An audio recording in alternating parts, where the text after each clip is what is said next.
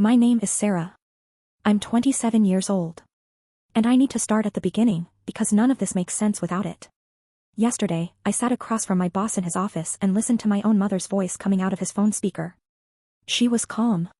Organized. She had clearly prepared what she was going to say. She told him I was stealing company secrets. That I was emotionally unstable. That I was a liability he couldn't afford to keep on his team. She did not know he had been my boss for 5 years. She did not know he had trusted me with more responsibility than anyone else at my level. She did not know I had just been quietly shortlisted for a promotion. And she absolutely did not know that when she hung up, he hit record on his end, walked into work the next morning, and handed me that promotion himself. This is the story of the day my mother tried to burn my life to the ground. And the day I finally stopped trying to rebuild what she kept destroying. I grew up in a house with 2 children and one set of rules, one for my brother, and one for me. My brother Daniel is 30 now. He is 3 years older than me, which means by the time I was old enough to understand what was happening in our house, the pattern had already been running for years. He was the firstborn. The son. The one my parents had waited for. And from the very beginning, he was treated like someone the world owed something to. I was treated like someone who owed the world. His grades were allowed to slip. Mine had to be perfect. His messes were cleaned up quietly. Mine were evidence of character flaws. When Daniel decided he didn't want to go to college, my parents spent 2 years gently encouraging him to reconsider. When I got accepted to a school 3 hours away, my mother cried for a week, not out of pride, but because she said I was abandoning my family. I was 17. I had a scholarship. I had worked for it. She said, "Some things matter more than ambition, Sarah." I didn't know what to say to that. So I said nothing. I got on the bus. And I started learning, very early, that my survival was going to be something I built entirely by myself. College was 4 years of working nights and weekends to cover what my scholarship didn't. My parents helped Daniel with rent during that same period. I never asked them for money because I already knew the answer. Or maybe I knew there would be strings attached that I couldn't afford to accept. I graduated without debt. I was 22. Daniel was 25 and had been cycling through jobs for 3 years, each one lasting a few months before something went wrong that was always, somehow, someone else's fault. My parents talked about Daniel's journey with the patience of people watching a slow sunrise. Beautiful. Worth waiting for. They talked about my career the way you talk about someone who had developed an inconvenient hobby. "She's very focused on work." Said in the tone of, "What a shame." I moved to a new city at 22 with 2 suitcases, a job offer, and the first real feeling of peace I had ever experienced. No one in that city knew my brother's name. No one expected me to be smaller so someone else could look bigger. I was just a person with a job to do, and I did it. My boss Richard hired me as a coordinator. Entry level, nothing glamorous. But within 18 months I had redesigned 3 of our core tracking systems, cut reporting time by almost a third, and earned a reputation as someone who could be handed a problem and trusted to actually solve it. Richard is a quiet person. He doesn't compliment easily. But about a year into the job, he called me in and said, "I want you to know I see what you're doing here. Keep going." That's it. 4 words. Keep going. I've had people say more elaborate things to me that meant nothing. Those 4 words from someone who didn't have to say anything, I still think about them. My parents visited once, about a year after I'd moved. My mother walked through my apartment with that particular expression she has, the one where she's cataloging everything and finding it insufficient. She asked if I was seeing anyone. I said not at the moment. She said, "That's probably for the best. You're so focused on work." She said it like it was a diagnosis. I said, "Thanks, Mom." She ran her finger across the bookshelf the way people do in movies when they're looking for dust. There wasn't any. She seemed mildly disappointed. They left after 2 days. I stood at my window and watched the car pull out and felt something I didn't have a word for at the time. Later I figured it out. It was relief. Meanwhile, back home, Daniel was doing what Daniel always did. A food truck idea that never made it past the planning stage. A real estate course he paid for and never finished. And then, around the time I was 25, the thing that would eventually reach me, cryptocurrency. He put everything he had into a set of coins that collapsed over 18 months. Not all at once, which would have at least been dramatic, but slowly, steadily, the way a leak ruins a house before you notice the ceiling. By the time I was 26, he had lost his savings, borrowed from 3 separate friends who were no longer speaking to him, and moved back into my parents' house. He was 30 years old, sleeping in his childhood bedroom, and my parents were treating it like a temporary inconvenience that the rest of us should help manage. The rest of us meaning me. My father called on a Sunday evening. He didn't start with the number. He started with, "We've been thinking about how much you've accomplished, Sarah. You should be proud." I knew something was coming. He said Daniel was going through a hard time. He said the family needed to pull together. He said sometimes people who are in a stronger position have a responsibility to those who aren't. I said, "How much?" He said, $50,000. The number landed in the room like something heavy dropped from a height. $50,000. My entire emergency fund and then some. Money I had built over 5 years of working weekends and skipping vacations and making choices that people my age called boring and that I called survival. I said no. My father said he understood. My mother got on the phone 20 minutes later and said she did not. She said, "Family helps each other, Sarah. That's what family means." I said, "I know. That's why I've always been confused about how this family operates." The call ended. And 3 weeks later, my mother called my boss. After I said no, the calls changed. They didn't stop. They shifted. My mother started calling every few days, more than she had in the previous year combined. The conversations were never about the money directly. They were softer than that. More careful. She asked questions about my job. What department I worked in. What kind of files I had access to. Whether I worked with any sensitive client information.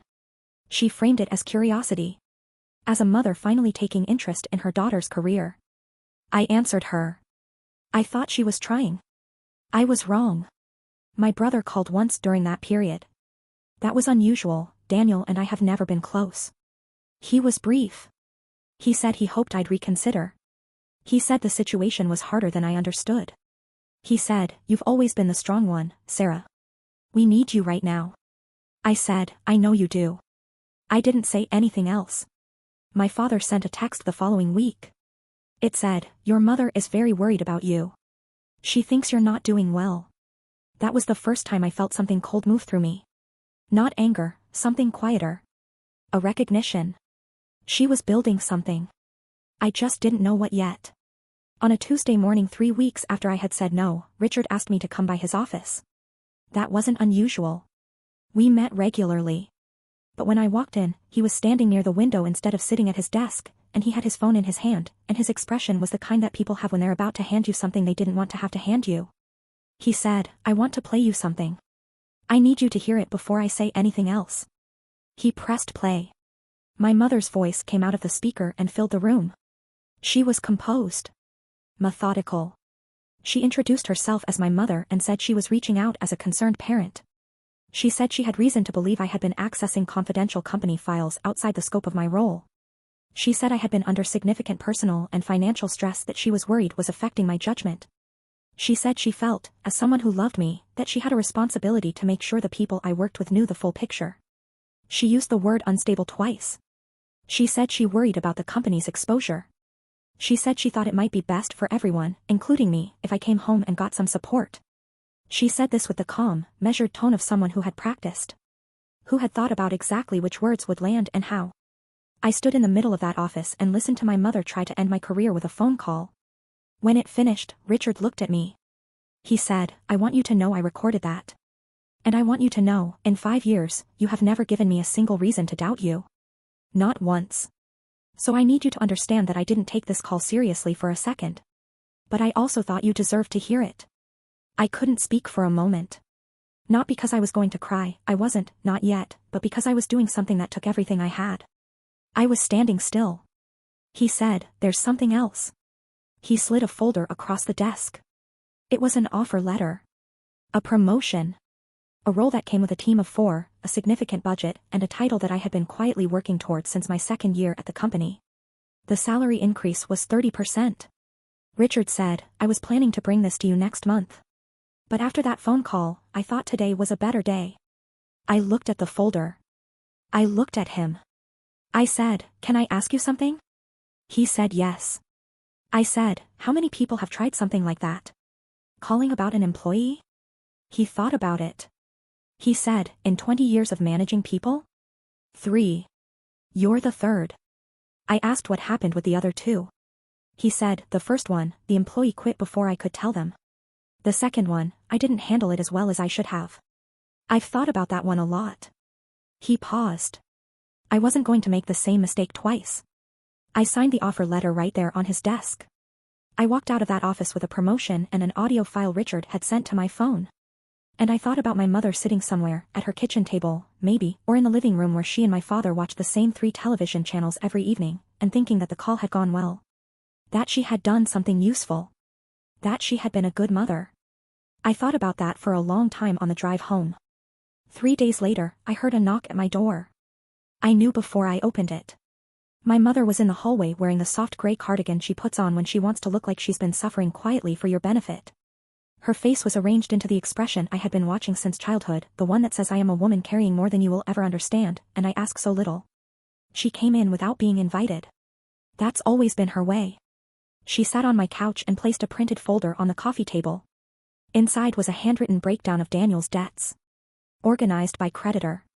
Largest balances highlighted in yellow. The total was written at the bottom and underlined twice. $52,300. She had added to it since the first call. She looked at me and said, I know you're angry. I know you need some time. But Sarah, family helps each other. That's not something that goes away because you're upset. It's time to come home. I looked at her folder. I thought about everything she didn't know. I thought about Richard's office 3 days earlier. I thought about a 30-year-old man in his childhood bedroom who had never once been asked to carry anything. I picked up my phone. I pressed play. Her voice came out of the speaker clearly, the way it had in Richard's office. I have reason to believe she's been accessing confidential files outside the scope of her role. I watched her face in real time. The sadness dropped first. The soft, practiced grief she had walked in wearing, it fell away like a costume. What was underneath wasn't anger. It was something more interesting than anger. It was the expression of someone watching a plan fail in a way they hadn't prepared for. She's been under significant personal and financial stress. I think she may be unstable. She stood up. I held up one hand. She sat back down. She listened to her own voice describe her own daughter to her daughter's employer. Every word she had selected carefully. Every pause. The way she said concerned parent with exactly the right amount of weight. When it ended, the apartment was completely quiet. She started immediately. Said she was worried about me. Said she hadn't known what else to do. Said Richard must have misrepresented what she meant. Said it was taken completely out of context. I said, Mom. I have the recording. She shifted. Got quieter. Said she was sorry. Said she panicked. Said Daniel was in crisis and she didn't know how to help him and she thought if I came home everything would be easier.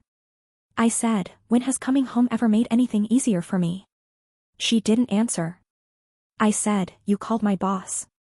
You told him I was unstable. You tried to get me fired so I would have no choice but to come back and give you money for Daniel. That's what happened. I need you to say that out loud. She said, I was trying to protect the family. I said, no. You were trying to use me to protect Daniel. Those are different things. They have always been different things. She looked at me with an expression I had never seen on her before. Not guilt exactly. Something closer to the moment when someone realizes a strategy has failed and they're not sure what comes next. She said, you've changed. I said, I've been this person for years. You just never looked. She picked up her folder from the table. I think she expected me to stop her. To say wait, sit down, let's figure this out. To do what I had done my entire life, absorb the damage, forgive the thing that wasn't forgiven, and fold myself back into the shape the family needed. I walked to the door and opened it. She stood in the doorway for a moment. She said, you'll regret this. I said, maybe. But it'll be my regret. Not one you handed me. She left. I closed the door. Stood in the silence of my apartment, the one I had chosen, in the city I had chosen, at a job I had built and been promoted at the same week my mother tried to end it. I didn't feel sad. Not right then. I felt something I later identified as the specific lightness of putting down something you've been carrying so long you forgot it wasn't part of your body. My father texted the next morning. It said, "You've broken your mother's heart." I read it. I put the phone face down. I went to work. At the office, Richard passed me in the hallway and said, "How are you doing?" I said, "Better than yesterday." He nodded like that was the right answer. And it was. I've spent a lot of time since then thinking about what it costs to be the capable one in a family that treats capability as a resource to extract. Nobody tells you that's a choice you can stop making. That you're allowed to say, "I built this. It's mine. And the fact that I built it without your help is not a debt I owe you, it's proof that your help was never the point. If you grew up as the one who was expected to hold everything together while someone else got to fall apart, I see you. I know what that weight feels like. And I know how strange it feels when you first put it down. You are not obligated to fund someone else's consequences with your own stability. Drop your story in the comments. Type done if you finally walked away from something that was never going to love you back the way you deserved. I read every single one. She called it family. I called it a debt I never agreed to. The day I stopped paying was the day I started living.